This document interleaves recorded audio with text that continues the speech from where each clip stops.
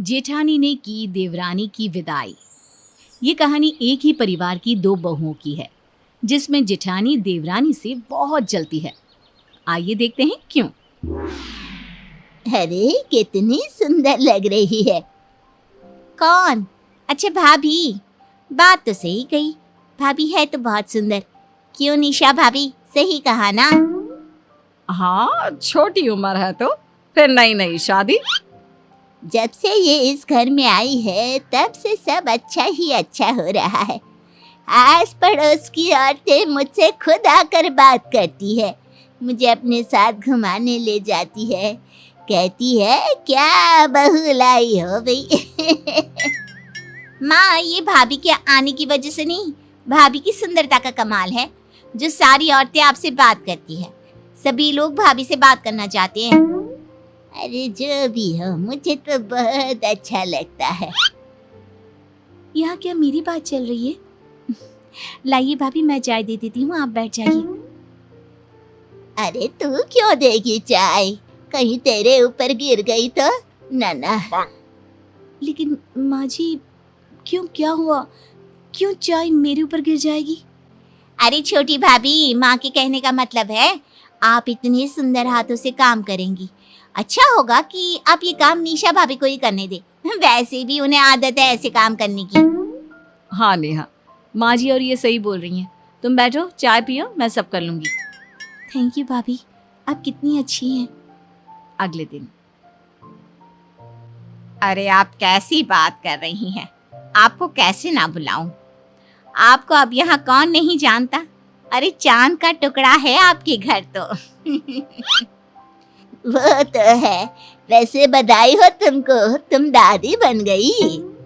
हाँ, एक और बात, जब आप मेरे पोते के नामकरण में आएंगी ना, तो प्लीज अपनी बड़ी बहू के बदले अपनी छोटी बहू को ले आना।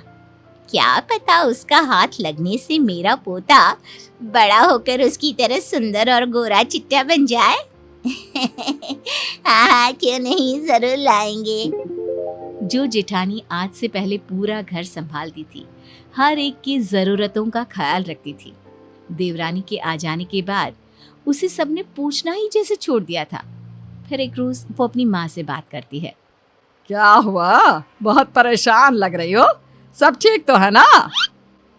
माँ, मैं कुछ दिनों के लिए अपने घर आना चाहती हूँ। वैसे भी इस घर में तो मेरी कोई कदर ही नहीं है।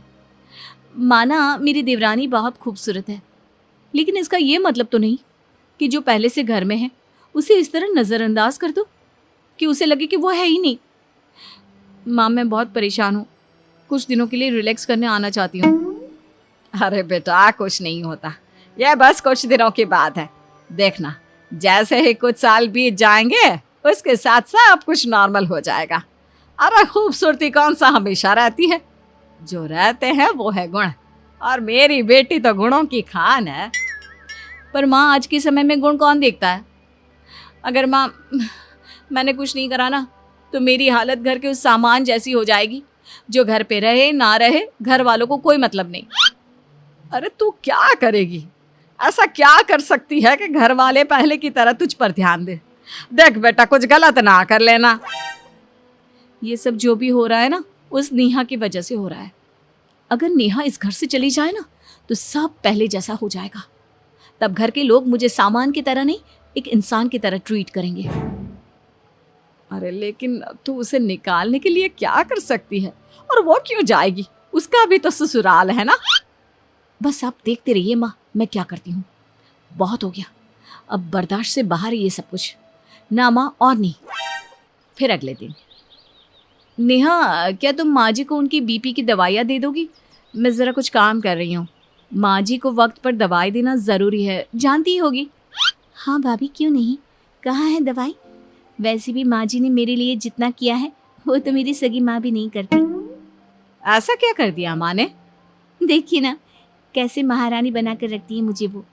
वरना मेरी माँ, उसने तो मेरी हालत नौकरानी वाली कर रखी थी, सुबह से लेकर रात तक घर का सारा काम। लेकिन यहाँ तो आराम ही आराम। वैसे कहाँ है दवाई? हाँ, सही बात है, तेरे आने के बाद से तो इस घर में मैं ही नौकरानी बन गई हूँ। पर कोई ना, वो वहीं टेबल पर रखी होगी दवाई, दे दो माँ को, मैं खाना बनाती हूँ। देवरानी सास को दवाई देती है। दवाई खाने के 5 मिनट बाद ही सास की तबीयत खराब होने लगती है। डॉक्टर को बुलाया जाता है। क्या हुआ डॉक्टर साहब? माँ जी की तबीयत यूं अचानक से कैसे बिगड़ गई? माँ जी का तो पहले ऐसा हाल कभी नहीं हुआ। इन्होंने कोई गलत दवाई ली है, इसलिए ऐसा हुआ है। वैसे क्या दिया था इनको आप लोगों ने? ये छोटी वाली बहू ने ही दवाई दी थी। बड़ी देती है तो ठीक रहता है, छोटी ने न जाने क्या खिला दिया। लेकिन मैंने तो बीपी की दवाई दी थी, ये देखिए, ये दवाई थी। ये वो दवाई नहीं है जो ये खाती है, ये कोई दूसरी दवाई है। लाइए देखो ये किस चीज़ की है। डॉक्टर दवाई देखते हैं और फिर, अरे ये तो नींद की दवाई है, वो भी एक्सपायरी वाली। मुझे दिखाओ। हाँ, ये वो दवाई नहीं है। माँ जी की दवाई तो ये वाली है। क्या है नेहा, माना सुंदर हो लेकिन थोड़ी अकल भी तो लगा लिया करो। क्या है नेहा भाभी, आपने माँ को दवाई देखकर क्यों नहीं दी? आप इतनी लापरवाह कैसे हो सकती हैं? आज आपकी वजह से माँ को कुछ भी हो सकता था। लगता है भगवान ने केवल शक्ल दी है, अकल नहीं दी, बुद्धि देना ही भूल गए। अगले दिन, सुनो नेहा, टेबल पर फाइल्स पे कुछ डॉक्यूमेंट्स पड़े हुए हैं। ऐसा करो, उनको अच्छी तरह फाड़ कर फेंक दो, वो अब किसी काम के नहीं है। लेकिन भाभी ये किस चीज़ के डॉक्यूमेंट्स है और मैं कैसे फाड़ दूँ? अरे मेरे कुछ पुराने डॉक्यूमेंट्स है जो अब किसी काम के नहीं, इसलिए घर गंदा रहता है, सफाई का जिम्मा सारा मेरे पर है। मेरे घर में फालतू के कागज पड़े ही रहते हैं।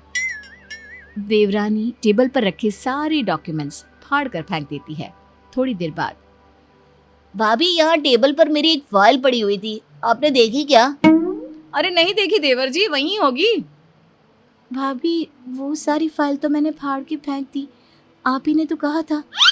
हाँ कहा तो था, लेकिन वो तो पुराने बेकार पेपर फाड़ने बोला था, तूने पढ़ा नहीं क्या? हाँ, भाभी ने बोला और आपने बिना देखे उसको फेंक दिया। अरे कल को निशा भाभी आपको कुएं में कूदने को कहेगी तो आप कूद जाएंगे क्या? आपके पास खुद का कॉमन सेंस भी नहीं है क्या? ये तुम कैसी बात कर रही हो? उसने बोला ना, गलती मेरी ही है, मुझे ही ठीक से बताना चाहिए था। नहीं नहीं भाभी, इसमें आपकी गलती नहीं है। ये भी तो एक बार फाइल खोलकर देख सकती थी। हर वक्त अपनी गलती आप पर ही डालती रहती है। कल भी जब माँ के साथ जो कुछ भी हुआ, हम लोगों ने इनको सुंदर सुंदर बोलकर बहुत सर पर चढ़ा रखा था। लेकिन सुंदर होने से कुछ थोड़ी ना होता है, गुण तो इनमें एक भी नहीं है। नेहा, मुझे तुमसे ऐसी उम्मीद नहीं थी। तुम नहीं जानती कि वो फाइल कितनी जरूरी थी। अब क्या करूं? आपकी उस फाइल की कोई कॉपी है क्या? हाँ भाभी, मेरे लैपटॉप में है। तो बस मीटिंग के लिए तब तक वो प्रिंट आउट निकलवा लीजिए। हाँ, वैसे ये आइडिया भी बुरा नहीं है। ऐसे ही जेठानी देवरानी को अपनी छोटी छोटी चालों में फंसाकर घर वालों को देवरानी के खिलाफ भड़का देती है, जिससे घर वाले देवरानी को घर से निकाल देते हैं। और ऐसे हमारी जेठानी जी देवरानी को घर से विदा करती है।